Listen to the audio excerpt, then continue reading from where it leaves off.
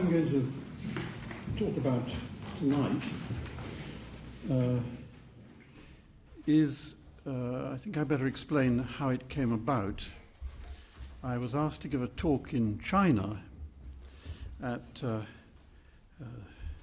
Nankai University in Tianjin, the old treaty port of Beijing, where there is the largest group of Western ancient historians in the world. Some 100 to 200 graduate students beavering away strictly within the tradition that's been established by the Western world. We can talk later about why on earth Western ancient history should be so interesting to the Chinese. But what puzzled me was whether one should give any words of warning about the limitations of the study of ancient history in the West, and whether one should not suggest that there were certain other things that might be part of, might be used or studied in the ancient world. So that's what led me to speculate in this very theoretical way about the origins and the futures of Western ancient history. Start with a quotation that I think sums up the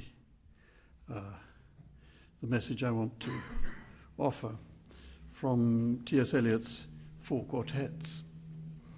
Time present and time past are both perhaps present in time future, and time future contained in time past.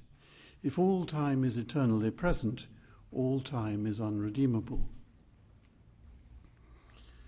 The study of ancient history in Western Europe has always been connected with the influence of Greece and Rome on the formation of European culture.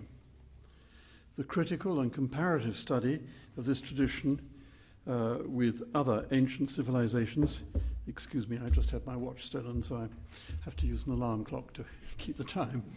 The critical and comparative study of this tradition, the Western tradition, with other ancient civilizations such as Israel, Egypt, the Near East, India, China, or Japan, in order to create an ancient world history, arrived late on the scene and has, I think, remained peripheral to most of us. Most of us are still stuck in our own little local section of ancient history, Western ancient history. I want to therefore explore the consequences and the limitations of this fact.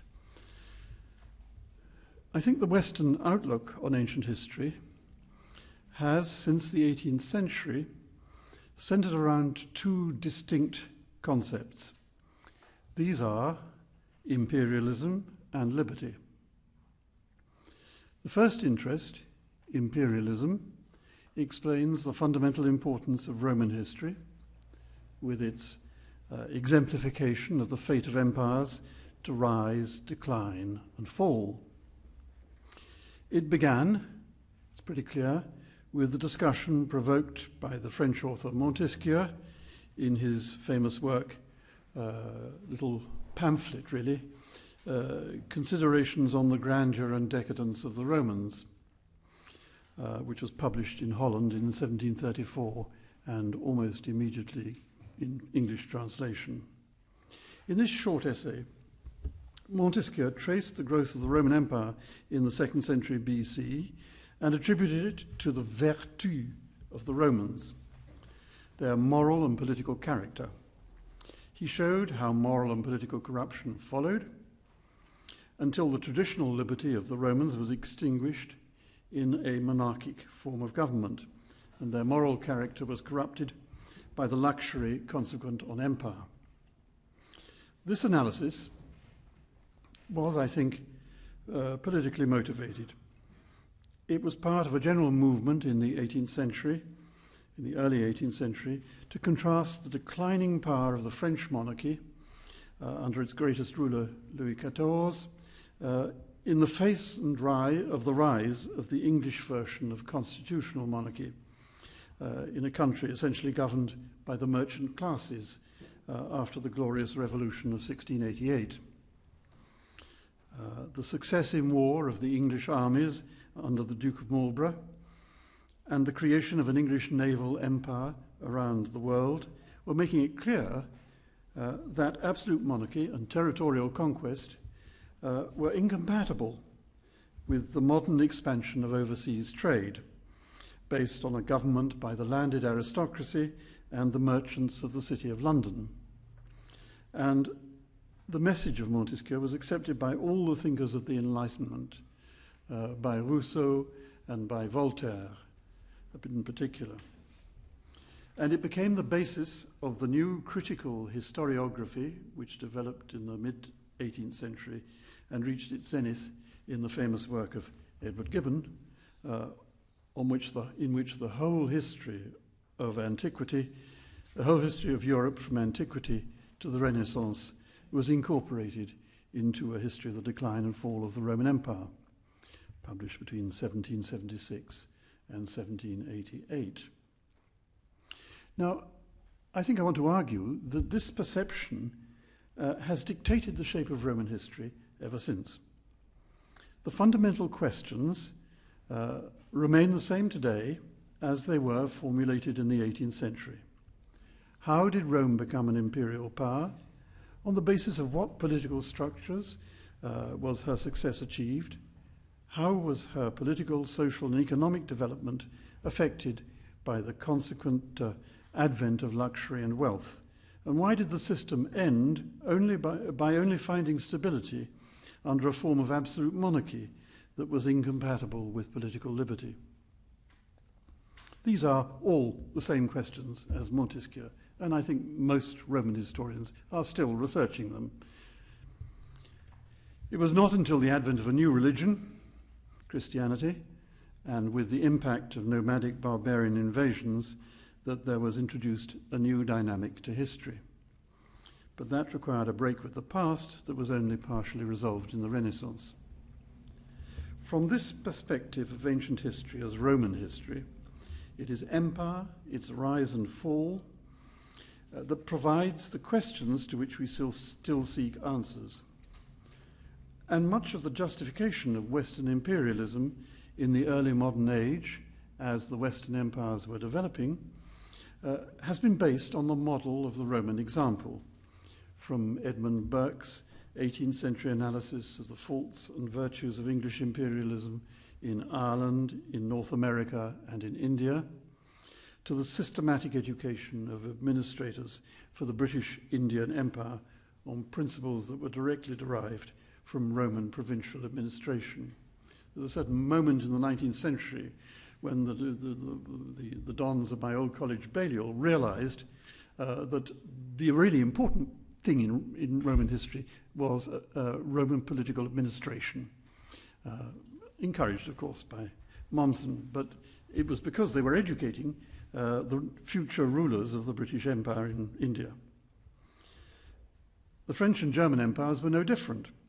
Throughout Europe, the virtues and vices, and indeed the methods of imperialism, have always been conceived in terms of the ancient Roman example. The second interest, the history of liberty, includes the history of political liberty and democratic forms of government, together with personal liberty and the rise of the concept of the individual. This is seen in terms of a continuing process of development from antiquity to the present, and is especially exemplified in the history of ancient Greece. It explains the perhaps rather curious obsession of historians of ancient Greece with Athens and the principles of democratic government. We still idealize Athenian democracy as the best form of government, and we discuss modern governmental systems in relation to this ancient example. We're still obsessed with the idea of liberty, both political and personal. And as a consequence, we judge all forms of government, whatever their historical traditions, in relation to standards that are seen as, in some sense, absolute, as the teaching of history. Often this is seen, this strand in the history of the ancient world, as a consequent on the Hegelian view of history, which sees history as the history of liberty, increasing liberty, through the Greeks to the modern Germans, until the only liberated man in Europe is, of course, Hegel himself.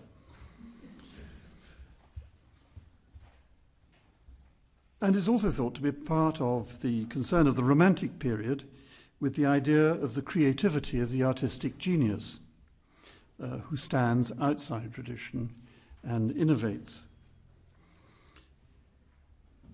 And people believe, on the whole, that the 19th century philosophical movement known as utilitarianism established the apotheosis of democracy and liberty in the history of Greece that was written by that extremely boring historian George Grote from 1846 to 1856.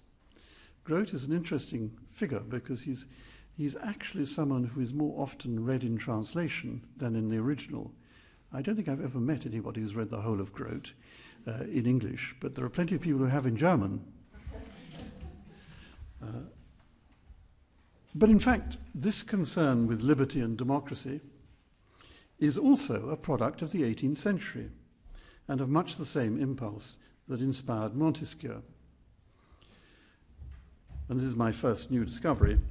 The catalyst was the presentation by the Frenchman Nicolas Boileau in 1674 of what until then had been an obscure work of literary criticism known as Longinus on the Sublime. In the last chapter of this work, the author mentions, only to reject, an ancient theory that relates artistic creativity to political liberty. Boileau and his disciples took the opposite view. This was the secret, and it became the basis of all 18th century literary criticism in England after the Glorious Revolution.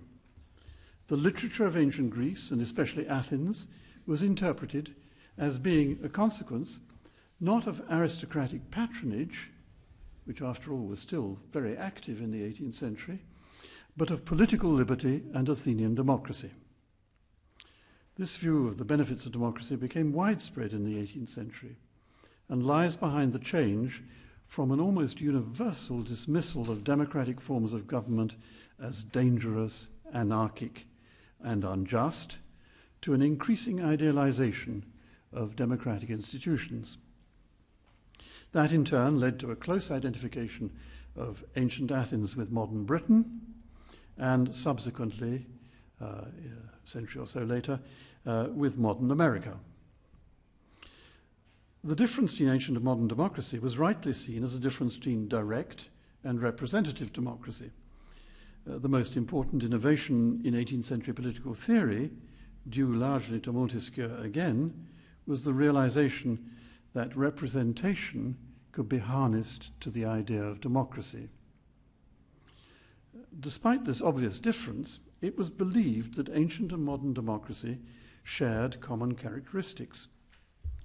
The consequent rise of the principle of democratic representative government justified, in political philosophical terms, the historical movement from aristocratic forms of government to a new democratic, in inverted commas, capitalist, oligarchic control of government by the bourgeoisie, which is what we all believe in now. These two strands, imperialism and democracy, have, I think, in our generation, come together in the new democratic imperialism of the United States of America, which seeks to promote the principles of democracy and capitalism under an American imperial hegemony held to be self-evidently the teaching of human history. For in Hegelian terms, the triumph of the individual and of liberty is the lesson of history.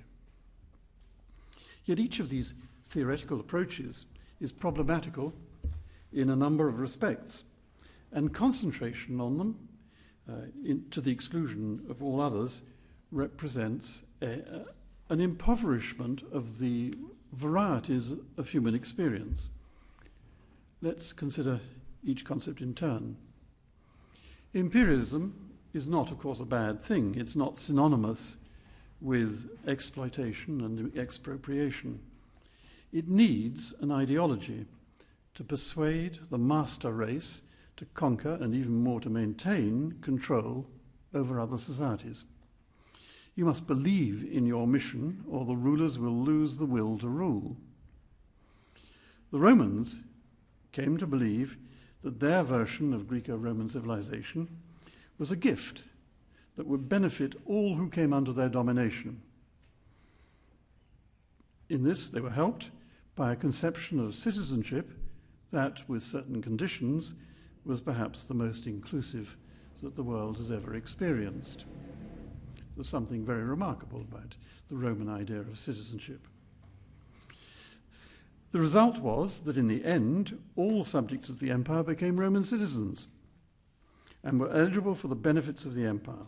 These benefits, of course, changed over time, but always remained real enough, and could and did include the possibility of even becoming the emperor himself. The later Western model built on this conception of the benefits of civilization and added to it the principle of conversion to Christianity as the true faith. But it was always recognized, and this is an interesting fact, I think, about Roman imperialism, it was always recognized that in principle, if in the distant future the subject peoples should embrace these Western principles of government and Western religion, such empires would dissolve themselves into some unspecified relationship, whether of universal citizenship or of independence within a comity of nations. Moreover, whereas the Roman conception of empire had been of an eternal empire, Roma Aeterna, there was built into its successor, the 18th century conception of empire, the notion of decline and fall. There was therefore always a dying fall, a sense of a future ending embodied in Western imperialism. The end of empire is included in its beginning. Of course, history didn't correspond to these theoretical approaches. It falsified or usurped these dreams in a variety of ways. But the pure conception of imperialism as exploitation, the sort of Marxist interpretation of imperialism, never existed in the West, with the possible exception of the Belgian Congo. I'm not quite clear about how the Belgians saw their role in the Congo. I don't think they were either. And while the analysis of imperialism in terms of its economic benefit to the ruler may help, it certainly was beneficial to the rulers. It's not sufficient to explain all human motivation, all that human motivation that was involved. The ideas of democracy and freedom are equally problematic. Direct and representative democracy had been recognized to be wholly different forms of government since the 18th century. Direct democracy, is only suitable for small-scale institutions in which the members of the group can meet and make decisions in a form of assembly which contains only those who will execute the decisions. It's today seldom practiced, even in groups small enough to qualify. It's amazing how many groups there are in modern society which do not correspond to any direct democratic principle at all. They always operate with a chairman, a secretary, and half a dozen other officials who actually dominate and determine what is done in any meeting.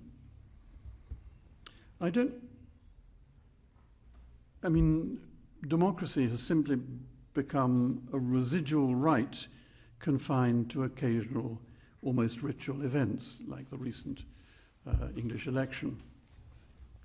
No one believes in direct democracy as practiced by the ancient Athenians, and few people would wish to see its return. as a viable form of government. In the 19th century, it was agreed to be dependent on a form of political education which was essentially unattainable.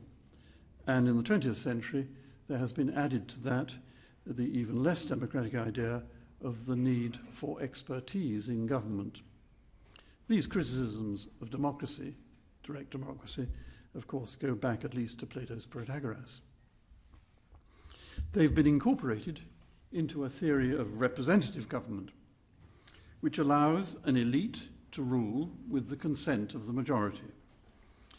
The problem that results is that same problem for all forms of government in all periods, the creation of a divide between the rulers and the ruled. In ancient Greek terms, all modern forms of government are not democracies, but either tyrannies or oligarchies, depending on whether they obey the rule of law or not. At least since the time of Benjamin Constant,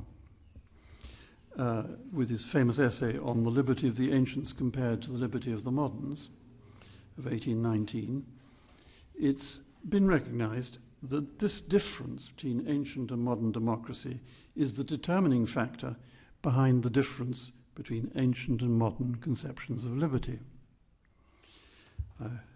Quote from him, "Ancient liberty consisted in exercising collectively, but directly, most aspects of ancient sovereignty, deliberating in the public square about war and peace, concluding with foreigners treaties of alliance, voting on laws, pronouncing legal judgments, examining the accounts and the decrees and decisions of magistrates, making them appear before the assembled people, putting them on trial, condemning or acquitting them.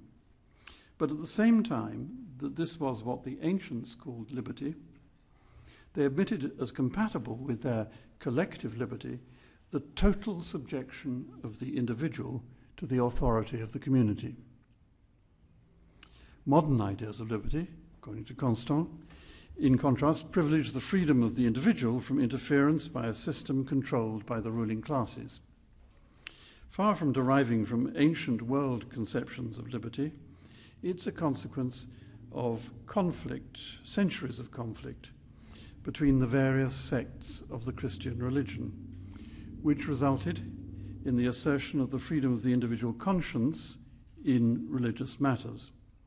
In the modern age, this has surreptitiously become extended beyond the sphere of religion to all aspects of the private life of the individual.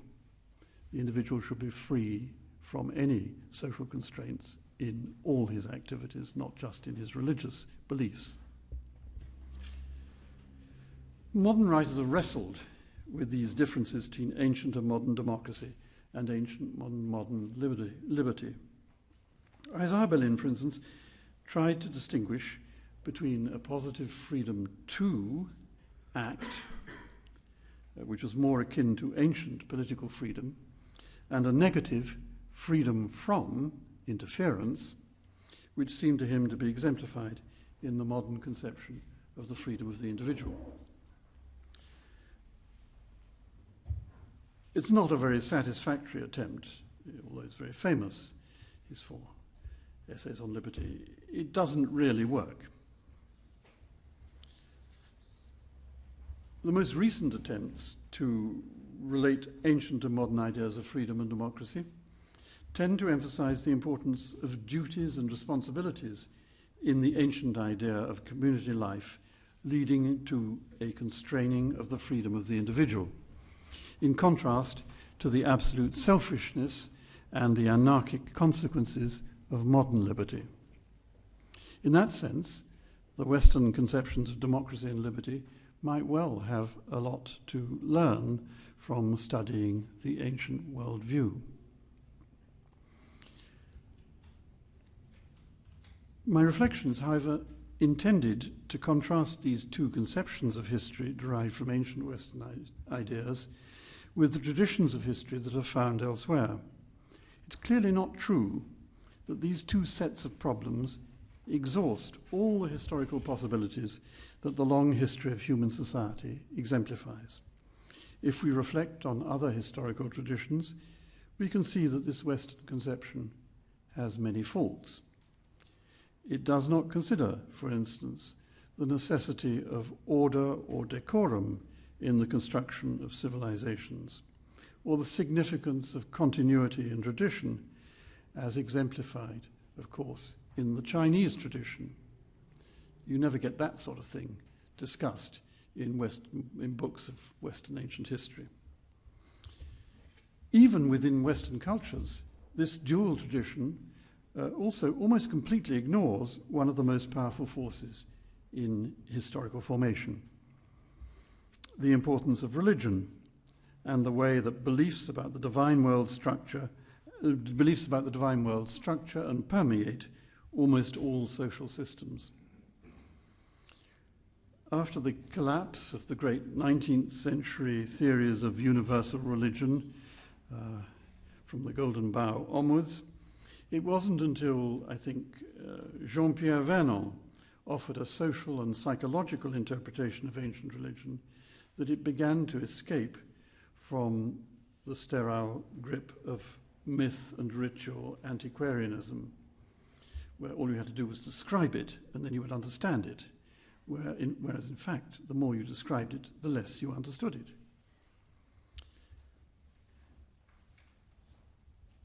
In many areas, among many people, ancient Western history has been inclined, until very recently, to regard ancient religion as unimportant and irrelevant, no doubt partly due to the bias against all forms of polytheism as primitive and faulty representations of a divine world that was only revealed by God through the true religion of Christianity. So, in one sense, ancient Western history has ignored religion. In another sense, it's been profoundly influenced and conditioned by the negative reaction of Western historians to the advent of Christianity. But it wasn't, of course, only Christianity that appears to be marginalized by the dominant Western conception of ancient history. Another religion has claims to be far older than Christianity and to possess a complex historical tradition at least as old as the Chinese. That is Judaism.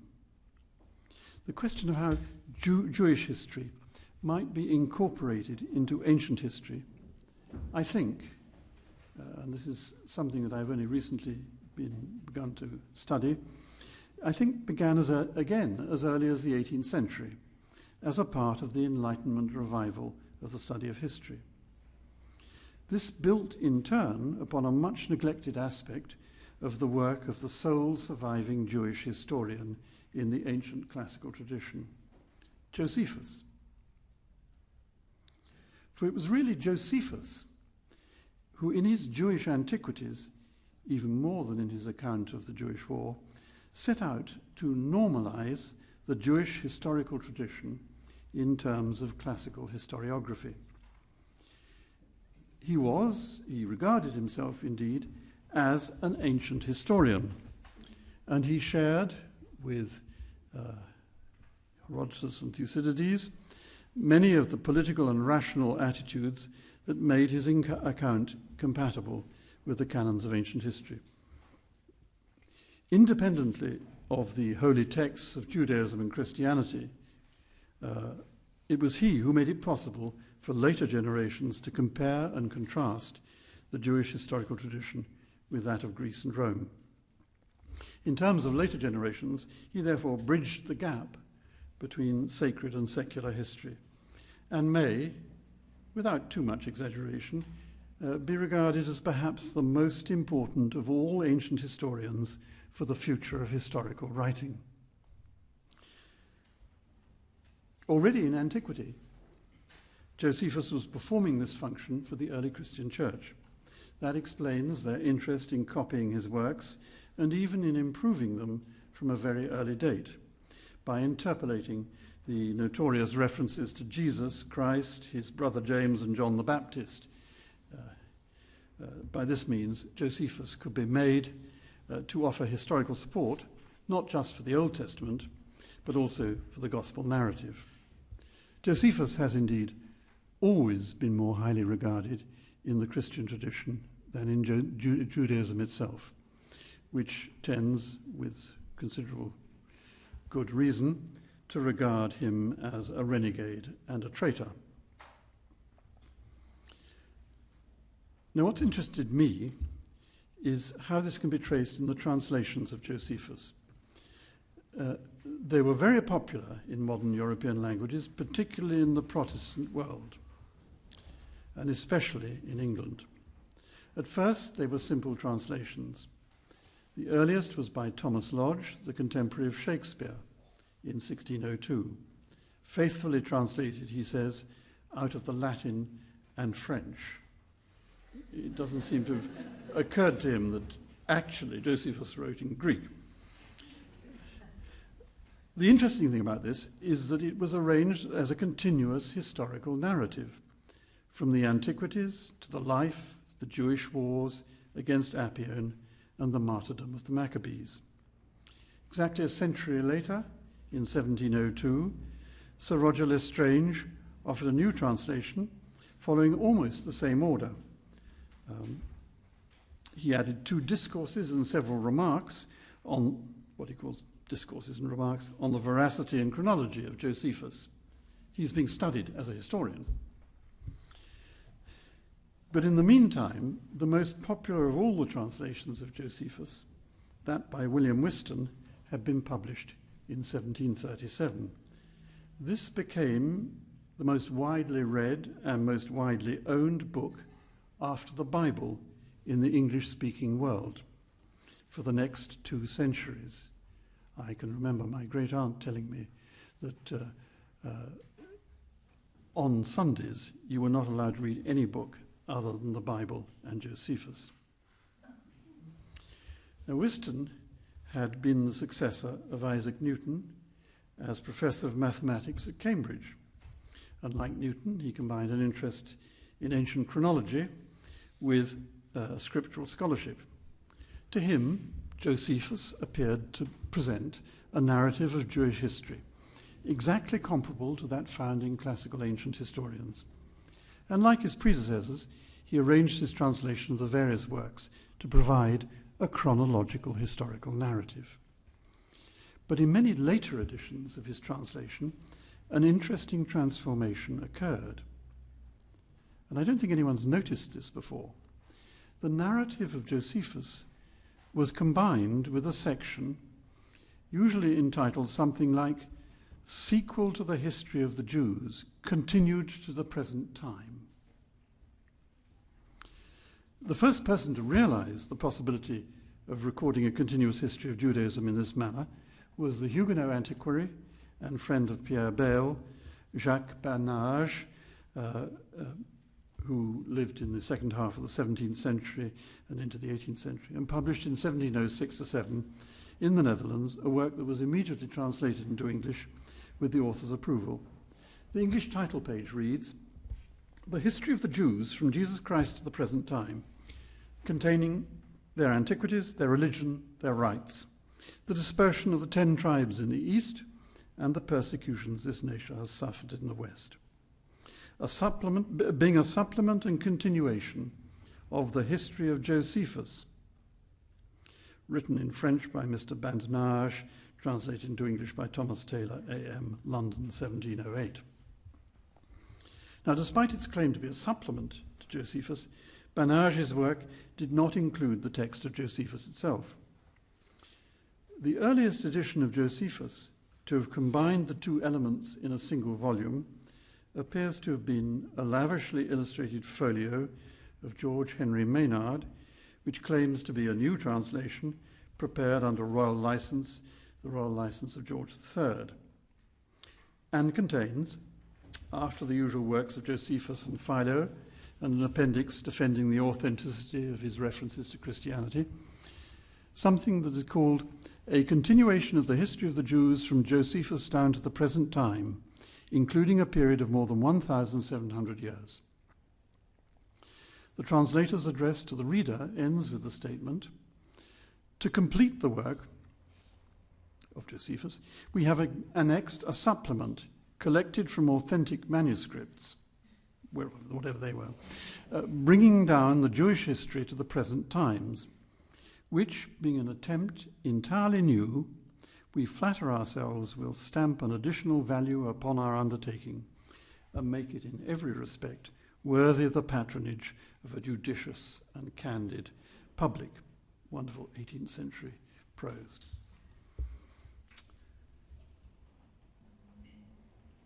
The tradition of updating Josephus, translations of Josephus, to provide a complete history of Judaism continued.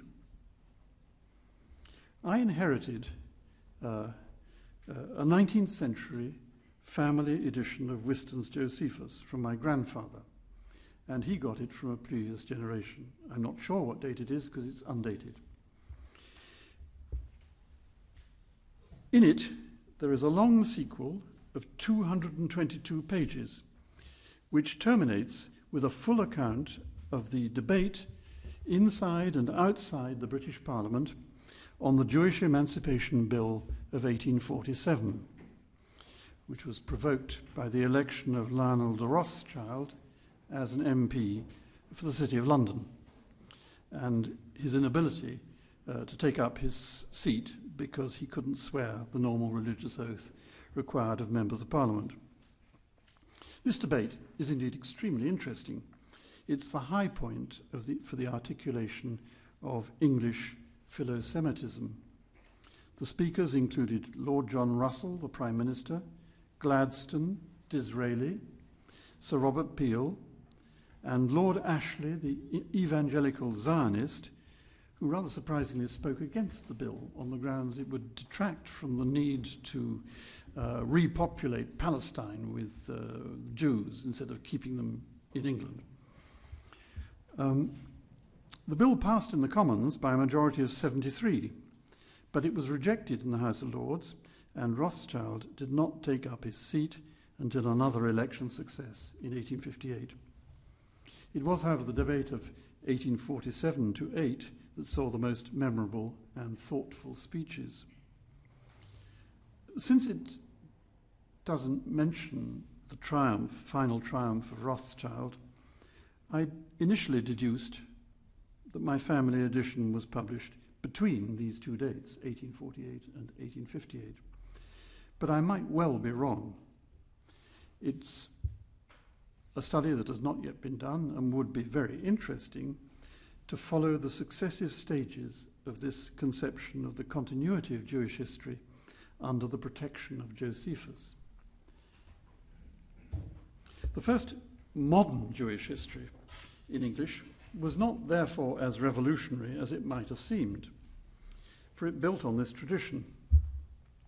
H. Milman's 3-volume work, The History of the Jews, of 1830, begins, like Josephus, with Moses.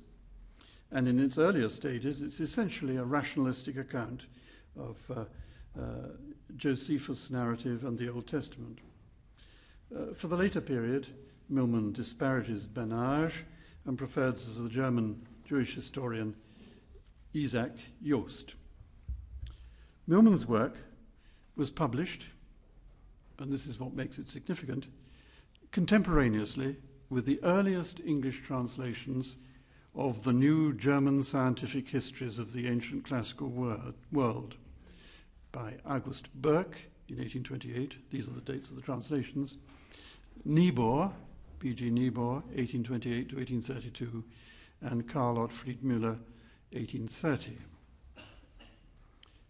Milman was actually a close friend of many of the translators who were responsible for these works, and his book is, as his first reviewers saw, an early product of the new interest in German critical history and theology that came to be known as the higher criticism. Although his history was generally welcomed in Orthodox Jewish circles as a relatively accurate account of Judaism, it caused an immense scandal in the English Protestant community because it applied rational historical principles to the narrative of a sacred text. The ideas that Abraham was a simple Arab sheikh and that the Jews were a Palestinian tribe fighting for their existence among hostile neighbours, these ideas were simply too much to accept. This was the working out of God's purpose on earth. You couldn't possibly use these rational interpretations. The publisher, in fact, was forced to abandon the series that Milman's book was intended to inaugurate. Milman himself remained theologically suspect for the rest of his distinguished career. A liberal churchman who compounded doubts about his orthodoxy when he also edited the standard 19th century edition of Gibbon. Obviously, not a man to be trusted in religious matters. So he never rose beyond the status of Dean of Canterbury. Ultimately, of course, Milman's history, revised to take account of later German scholarship, became the standard narrative history of the Jews in English and remained in print in every man's library for most of the 20th century. You can still buy it very cheaply in the book markets. Milman defends his approach in the introduction to the third volume of the first edition, and again towards the end of his life in the preface to the edition of 1863.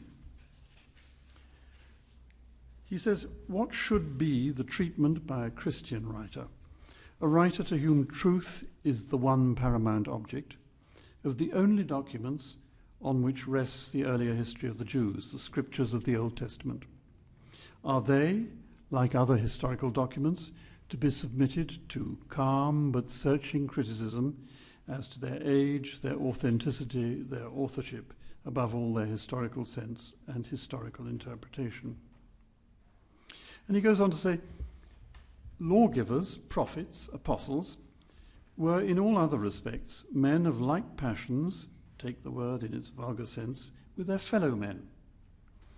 They were men of their age and country, who, as they spoke the language, so they thought the thoughts of their nation and their time, clothed those thoughts in the imagery and illustrated them from the circumstances of their daily life. They had no special knowledge on any subject but moral and religious truth to distinguish them from other men. They were as fallible as others on all questions of science and even of history, extraneous to their religious teaching." And he then goes on to justify this in terms of God's purpose. "This seems throughout to have been the course of providential government. Lawgivers, prophets, apostles were advanced in religious knowledge alone. In all other respects, civilization, society, developed itself according to its usual laws. The Hebrew in the wilderness, excepting as far as the law modified his manners and habits, was an Arab of the desert. Abraham, excepting in his worship and intercourse with the one true God, was a nomad sheikh. The simple and natural tenor of these lives is one of the most impressive guarantees of the truth of the record." And I think that's what he really felt. It's quite an amazing statement. It's the simple and natural tenor of these lives in the Old Testament that is one of the most impressive guarantees of the truth of the record. It's not the actual truth of the events described, it's the lifestyle that guarantees the true nature of the record, which is not necessarily encapsulated in a historical narrative. But of course, problems always remained.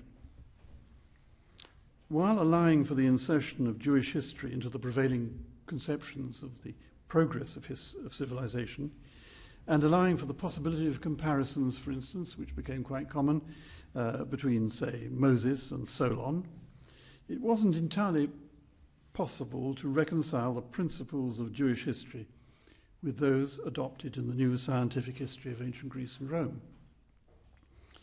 Even discarding miracles and the direct intervention of God in history, which you could just leave on one side in favor of a rational approach, there remained two fundamental problems. Throughout the long tradition of sacred history, the Jews have been regarded as the chosen people, and their history was the history of the fulfillment of God's covenant to grant them the promised land. These were in turn justified in Christian terms by their divine role in producing the Messiah. They deserved these things because they had produced the Messiah. Christian writers could, of course, escape from certain aspects of the Jewish tradition by claiming that the failure of the Jews to recognize the Messiah had caused them to pass on their special status as chosen people to the Christian community, and they had thereby forfeited their right to a promised land.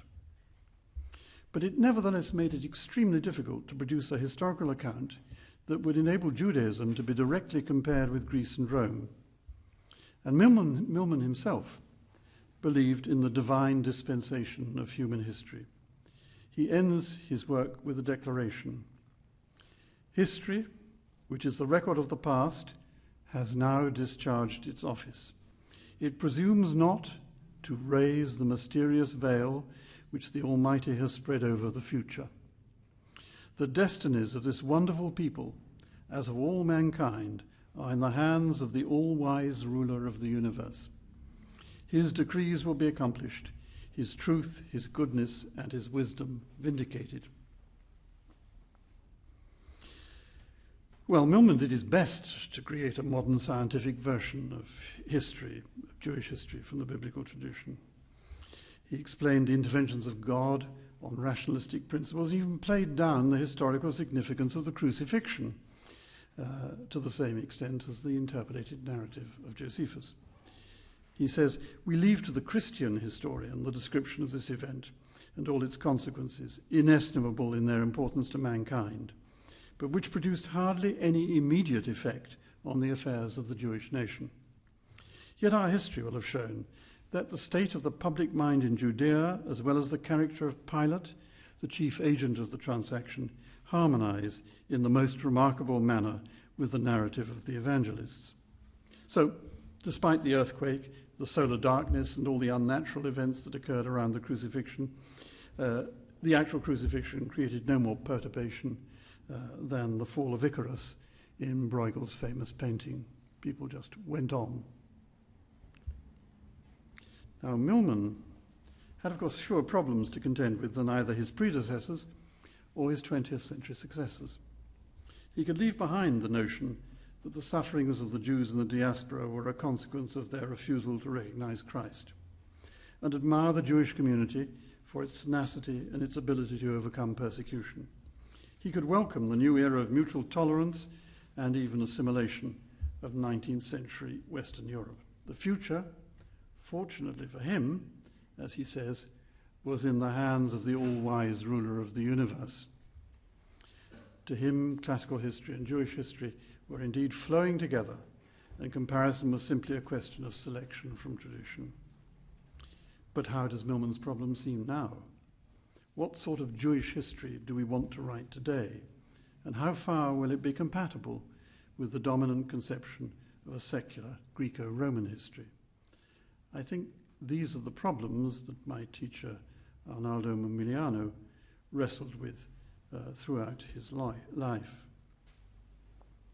But I want to end by considering a quite different tradition of the writing of Jewish history that arose out of the needs of the Jewish community to understand its own past. Milman was scarcely aware of the profound reinterpretation of Jewish history that emerged in the age of Romanticism, amid the struggles between the various traditions of German Judaism. In 1846, the young Heinrich Gretz published his famous manifesto, The Construction of Jewish History. And in 1853, he began his multi-volume History of the Jews with volume 4. He didn't start with volume 1. He started with volume 4 on the period 70 to 500 of the years of the Christian era. Another history of the Jews, said Leopold Zunz, the eminent rabbinic scholar. But this time, Gretz replied with the arrogance of youth, a Jewish history of the Jews.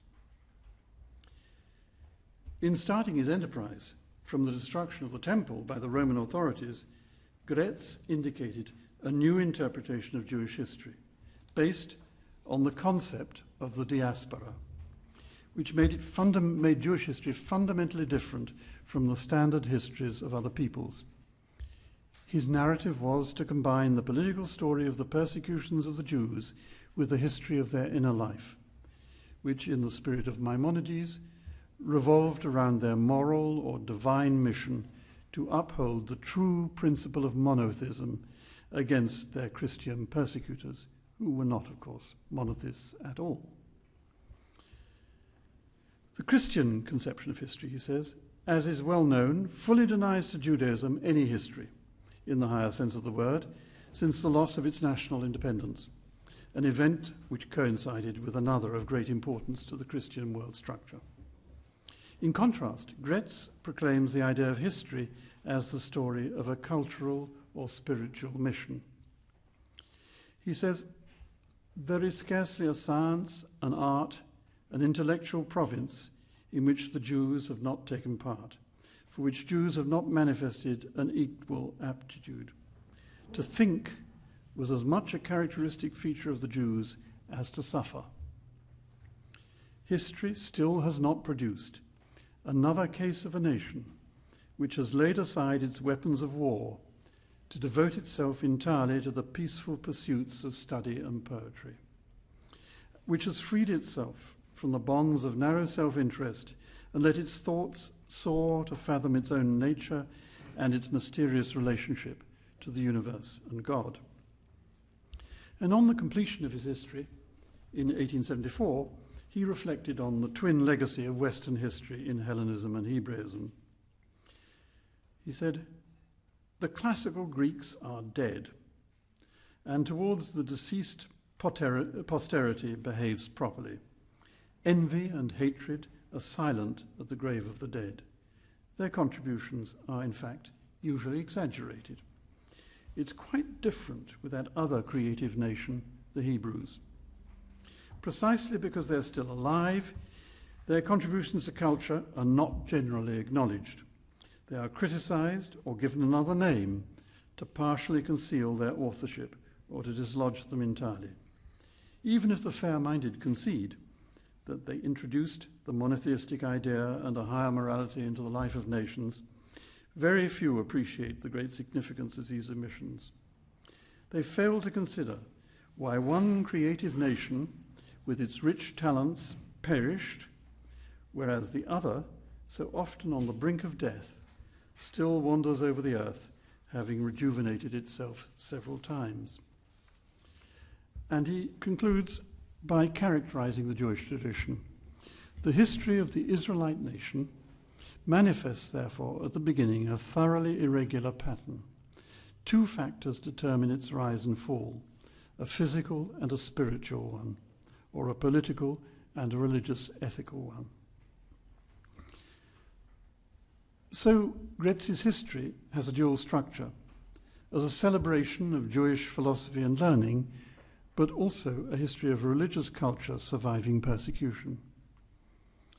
Despite the romantic language of its formulation, and I must admit the somewhat unsatisfactory nature of his essentially biographical narrative, this alternative vision of the meaning of ancient history surely deserves more attention than it's given today as a future direction for the study of world ancient history. At the start of the fateful age of the creation of national histories as national myths, Jewish history liberated itself. In this respect, it stands alongside the earlier Enlightenment traditions of Greek and Roman ancient history, but it transcends them in offering a new sort of history based on the cultural life of the spirit. It's no wonder that this attempt to escape from political history, which was so dominant, the political history that was so dominant in the second half of the 19th century, earned in 1879 the wrath of the most extreme of the German nationalist historians, Heinrich Treitschke.